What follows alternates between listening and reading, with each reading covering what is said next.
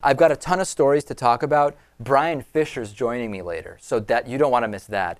There is a Virginia Republican who is saying that disabled children are God's punishment for having an abortion.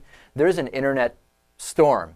There's a specific type of storm. We'll just call it a storm, Lewis, to avoid the 7 dirty words, brewing for Virginia delegate and failed Republican Senate candidate Bob Marshall. He claimed that disabled children are God's punishment for having an abortion.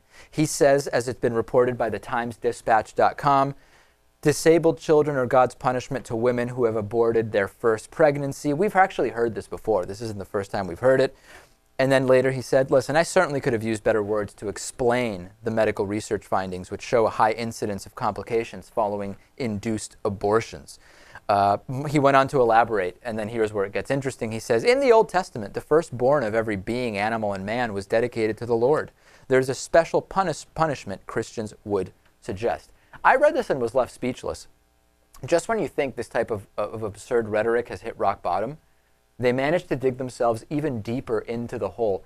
Is there a limit to the Bible-toting lunacy? I mean, listen, this is a Bible explanation for disabled children or punishment for abortion. Well, it's one interpretation of a Bible explanation, and it's a wrong one. I guarantee you there are plenty of biblical scholars who would claim that this man knows nothing about the Bible or what it preaches. Right. But, I mean, luckily this is on the decline. We know this is on the decline, and it's stuff like this. But because it's aging out, essentially. Right, right. I mean, I think most young people could look at this and think critically about it and think, wow, this is ridiculous. I'm never going to vote or support someone who is insane like this.